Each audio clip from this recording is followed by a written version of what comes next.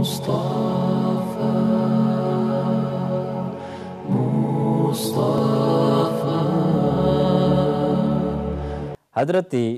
فاطمۃ الزہرا سلام اللہ علیہا، آپ کے دونوں شہزادے حضرت حسن اور حضرت حسین علیہم السلام جب چھوٹے چھوٹے بچے تھے تو ایک دن اپنی والدہ محترمہ حضرت فاطمۃ الزہرا سلام اللہ علیہا ان کی بارگاہ میں عرض کرتے ہیں کہ امی جان آج ہمارا دل چاہ رہا ہے کہ آج ہم کچھ گوشت کھائیں۔ تو حضور علیہ الصلاۃ والسلام نے تو حضرت فاطمۃ الزہرا سلام اللہ علیہا نے فرمایا کہ بیٹے آج تو ہمارے گھر میں کچھ ہے نہیں، کچھ بھی نہیں ہے، چونکہ سخی لوگ تھے، جو کچھ ہوتا تھا تقسیم کر دیا کرتے تھے۔ تو آپ نے فرمایا بیٹے گھر میں تو ہے کچھ نہیں، آپ کو میں گوشت کہاں سے آج کھلاؤں؟ تو حضرت فاطمہ تو چھوٹے چھوٹے جو شہزادے تھے حضرت حسن اور حضرت حسین علیہ السلام دونوں نے کیا کہ امی جان لگتا ہے کہ نانا جان کے گھر میں گوشت بنا ہوا ہے، ہم وہاں چلتے ہیں اور جا کر وہاں سے کھا لیں گے۔ تو حضرت فاطمہ نے فرمایا کہ آپ کو کیسے پتا کہ آج گوشت ان کے گھر میں بنا ہوا نانا جان کے گھر میں؟ تو بچے عرض کرتے ہیں کہ ہم نانا جان کے گھر سے باہر سے جب نکل رہے تھے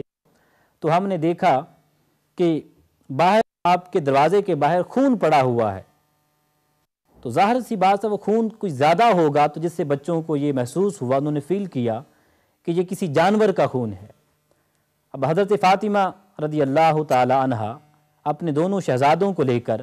حضور علیہ الصلاۃ والسلام کے گھر چلی گئیں اور جا کر عرض کرتے ہیں کہ ابا جان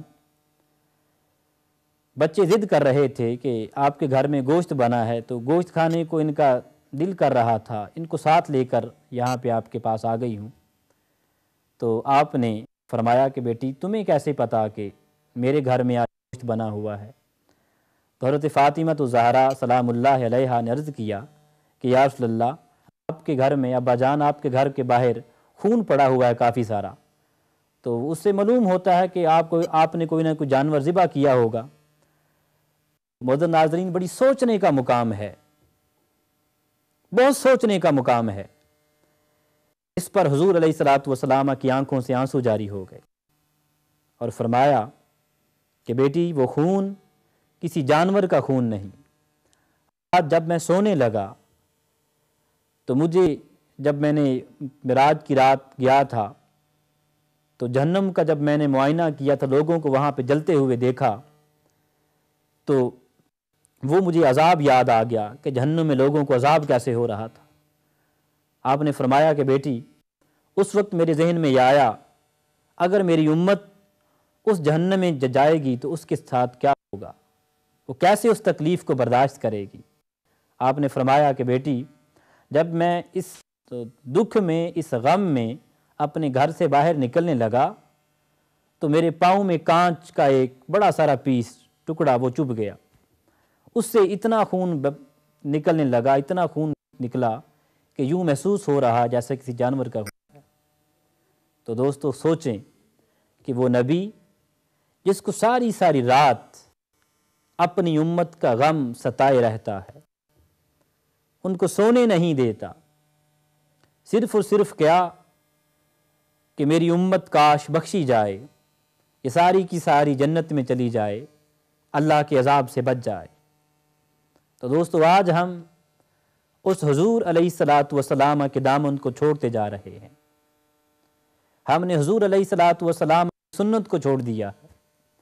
ہم نے حضور علیہ الصلاۃ والسلام کے اسوہ حسنہ کو چھوڑ دیا۔ یہی وجہ ہے کہ آج ہم لوگ ذلیل ہو رہے ہیں۔ علامہ اقبال نے اسی طرف اشارہ کیا تھا کہ کی محمد سے وفا تو نے تو ہم تیرے ہیں، یہ جہاں چیز ہے کیا لوح و قلم تیرے ہے۔ تو ناظرین خود آپ غور کریں کہ حضور علیہ الصلاۃ والسلام کی اپنی امت کے ساتھ جو رحمت تھی، جو محبت تھی، وہ کس درجے کی تھی۔ اگر آپ تاریخ کا مطالعہ کریں تو یقین جانیں کہ ساری ساری رات ہم لوگ سو نہ سکیں اگر تھوڑا سا بھی ہمارے دل میں حضور علیہ الصلاۃ والسلام کا درد ہو، آپ کی محبت ہو۔ آپ دیکھیں کہ جب آپ نے ابھی تک اعلان نبوت نہیں فرمایا تھا، اس سے پہلے حضرت خدیجۃ الکبریٰ آپ کی جو پہلی زوجہ محترمہ تھیں، آپ فرماتی ہیں کہ آپ گھر سے غار حرا میں جب اللہ تعالیٰ کی عبادت کے لیے جاتے تو گھر سے 7 دن کا راشن لے کر جاتے، تو میں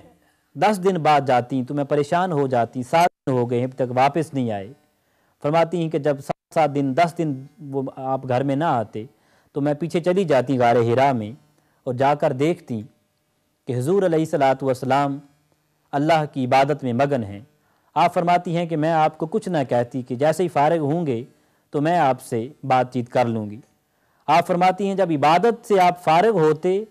اس وقت دعا کے لیے ہاتھ اٹھاتے۔ آپ حضور علیہ الصلاۃ والسلام کی پوری زندگی کا مطالعہ کر لیں، آپ کو کہیں بھی یہ نہیں آئے گا نظر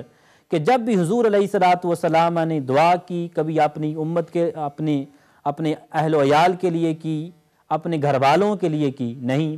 بلکہ صرف اور صرف حضور علیہ الصلاۃ والسلام نے جب بھی دعا کی تو اپنی اس امت کے لیے کی۔ تو حضرت اماں خدیجہ الکبریٰ سلام اللہ علیہا آپ فرماتی ہیں کہ جب بھی دعا کا وقت قریب آتا تو آپ یہی دعا کرتے کہ مولا میری امت بڑی گناہ گار ہے، بہت گناہ گار ہے، اس کو بخش دینا۔ حضرت علی رضی اللہ تعالیٰ عنہ آپ فرماتے ہیں کہ جب حضور علیہ الصلاۃ والسلام کو دفنایا جا رہا تھا تو آپ کے لب مبارک حرکت کر رہے تھے۔ آپ فرماتے ہیں کہ میں نے اپنے کانوں کو آپ کے لبوں کے قریب کیا، اس وقت بھی یہی آواز تھی رب ہب لی امتی، کہ مولا میری امت بڑی گناہ گار ہے، اس کو بخش دینا۔ تو معزز ناظرین حضرات، آج کا میسج یہ ہے کہ سارے کام کریں، بڑے بڑے آپ گھر بنائیں، بنگلے بنائیں، سب کچھ کریں، لیکن جو حضور علیہ الصلاۃ والسلام کی ذات کے ساتھ جو تعلق ہے، جو رشتہ محبت ہے، وہ اپنا پرانا ہی رکھیں۔ آپ گاڑیاں نہیں خریدیں، گھر بڑے بڑے بنائیں، نئے بنائیں، محل بنائیں، سب کچھ جائز ہے، مگر جو حضور علیہ الصلاۃ والسلام کے ساتھ جو طریقہ محبت ہے وہ اپنا پرانا ہی رکھیں۔ دعا ہے اللہ رب العزت ہمیں حضور علیہ الصلاۃ والسلام کے مقام کو سمجھنے کی توفیق عطا فرمائے۔ وآخر دعوانا ان الحمدللہ رب العالمین۔ اللهم صل على سيدنا محمد